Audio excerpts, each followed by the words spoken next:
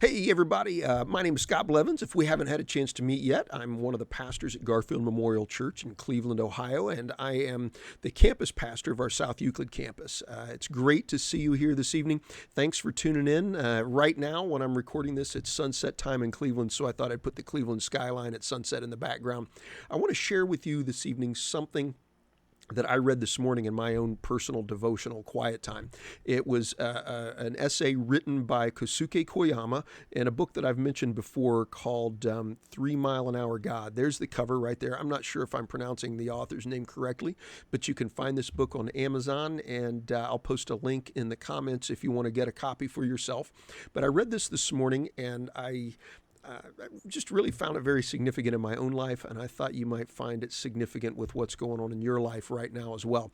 It might be a little awkward, but I'm just going to go ahead and read it to you. It's going to take a few minutes. It's not really long. It's about a page and a half, but I want to read it to you and get the words exactly as Mr. Koyama has written them. So let me share this with you now. The title of this reading is "Where Are You in a Technological Age?" Now, Mr. Koyama wrote this book back in 1979, so some of the references are a little bit dated, but I think it's as relevant today as it was when he first wrote it. He begins with Genesis chapter 3, verse 9, "But the Lord called to the man and said to him, 'Where are you?' Straightness is not natural. The human body is not made up of straight lines. The body of the fish impresses us with its mysteriously beautiful curves. The womb is not a cube. Straightness is not natural. It is technological. Technology is efficient. Straightness is efficient. The straight line is the shortest distance between 2 points. The shortest distance is an efficient distance. Straightness is artificial. It is human-made. Nature is full of curves that embrace curves. Acute curves and gentle curves. Curves produce irregular forms. Straightness contains only fragments of a straight line. Human civilization is made up of nature and unnature, unartificial and artificial. Straightness is a symbol of streamlined efficiency. Consider the Xerox copy machine.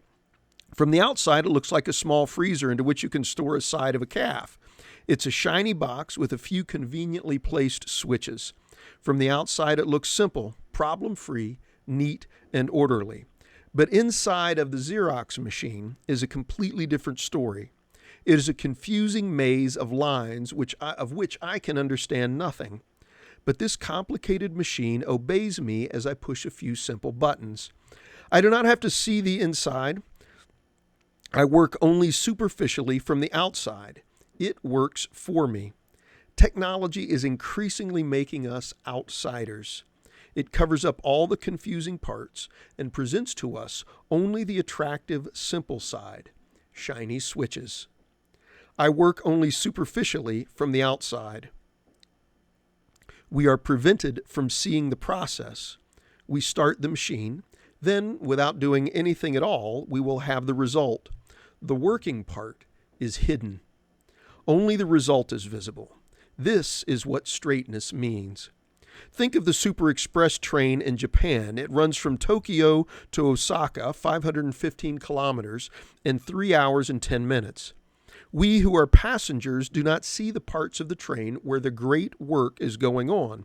We see only the attractive side.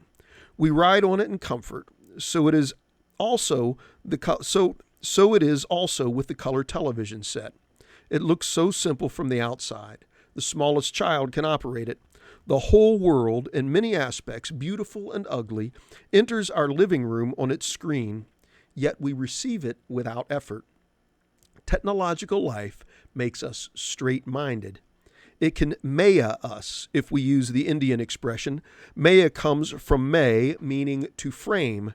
Technology can surround us with an attractive, efficient world, but it is a technologically framed world. Maya is often translated as illusion. How much technology can we use without being victimized by the technological maya? How much streamlining can we take and still be able to say that the meaning and structure of our human life has not been swallowed by technological efficiency? There is something deceptive about the streamlines. It is a kind of plastic surgery. Can human life really be so neatly streamlined? A strange Burmese story comes to my mind. A young boy who, after being bitten by a cobra, was taken by his parents to a monk to be cured. The latter said that no medicine could cure the boy, but that he would attempt a cure by an act of truth. He said that in his 50 years in the robes, he had been happy only during the first 7 years following his ordination. And, if I am telling the truth, let the poison flow out of this child's body. When he uttered these words, the poison flowed from the boy's head to his chest. Then the father, saying he would tell a truth, said that he did not like to give dana, religious giving, although he had been doing it all his life. At this, the poison flowed from the boy's chest to his waist. Then the mother said she would tell a truth. She said she had not been happy with her husband during their entire married life. At this, the poison flowed completely out of the boy's body. When crisis hits the family, attractive appearances do not help. The truth must come out. Unattractive, inefficient, unstreamlined human truth must be faced. The monk looks happy. The father is doing his religious obligation willingly. The mother is happily married, but there is a poison hidden under these social cosmetics. We want to present an acceptable front to others. Of course, who among us wants other people to see inside of us? Truth, aletheia in Greek, means non-concealment. It thus indicates a matter or state to the extent that it is seen, indicated, or expressed, and that in such seeing, indication, or expression, it is disclosed or discloses itself, as it really is, with the implication, of course, that it might be concealed, falsified, truncated, or suppressed. Aletheia, therefore, denotes full or real state of affairs. Who among us wants to disclose ourselves to others? We have secrets. We do not show all to others. We let people see only portions, only the attractive parts. And they heard the sound of the Lord walking in the garden in the cool of the day. And the man and his wife hid themselves from the presence of the Lord God among the trees of the garden. But the Lord God called to the man and said to him, "Where are you?" We have a secret which we do not want God to know. But God is the one who comes persistently with the question, "Where are you?" And being thus asked, we realize that we do not and cannot see the whole of ourselves. We are perhaps looking at ourselves technologically, superficially, efficiently. When God comes with his question, "Where are you?" we are placed in a crisis. Truth, non-concealment, will attack us. We are shown to ourselves. We experience then the movement of the poison. The question, "Where are you?" makes us insiders about ourselves. Our relationship to ourselves will cease to be that of passengers on the super express trains or viewers on the television set. We cannot remain quick result minded. We cannot stay any longer behind our social cosmetics. Recently, I took a bus tour of Mexico City. A well-cushioned, comfortably air-conditioned tourist bus took us around the most luxurious section of the city where we saw gorgeous houses and gardens. I have seen just such sections in Manila, Jakarta, and Bangkok. One might also easily add in New York, Chicago, Los Angeles, and Cleveland. In Mexico, the one in Manila is physically walled off from the other sections of the city.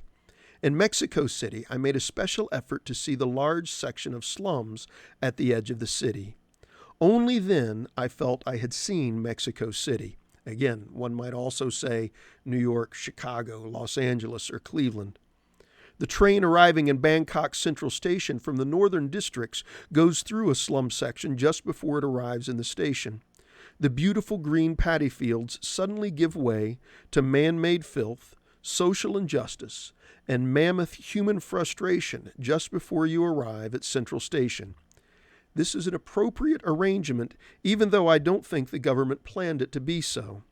Tourists must see this. Bangkok without the slum section is half a truth. It would be a streamlined Bangkok. It is a Bangkok concealed, falsified, truncated, and suppressed. If I try to see the whole of Mexico City and the whole of Bangkok or the whole of Cleveland, then, by the power of truth, the poison of ignorance will flow out of my head. God's "Where are you?" destroys our maya about ourselves. I'm not implying that we should reject technology. I welcome the washing machine, telephone, automobile, and electric heater blanket. The Xerox machine and the superconducting express train are useful to me. What I am saying is that a technologically comfortable life may maya us to see ourselves streamlined, separate from the truth, non-concealment about ourselves. Where are you? God discloses us to ourselves by this question. In our technological age, God's "Where are you?" comes to us again with fresh and urgent meaning. That whole reading just struck me very, very powerfully this morning. I've talked recently in sermons and other devotionals about the importance of authenticity, of being ourselves. This notion that the word that we often translate truth from the Greek, aletheia, means non-concealment. And that God's first question to Adam and to Eve, when after they had eaten the fruit of the tree of the knowledge of good and evil and they were hiding from him, is "Where are you?" God is far more interested in us being authentic with him than in us being perfect. We can't be perfect. We can't be. Any more than any city is going to be perfect. To really see a city, we need to see the good and the bad, the beautiful and the ugly, the just portions and the unjust portions. And the same is true in our own lives. I wanted to share this reading with you. I hope it makes an impact on you like it did on me. Again, if you want to buy this book yourself, it's available from Amazon.com, and I'll put the link in the comments. Have a great day. I'd be interested to hear any thoughts you have. Just put them in the comments sections, and I'll get back to you if I can. So have a great evening or morning or whatever time of day you're watching this. I will talk to you later.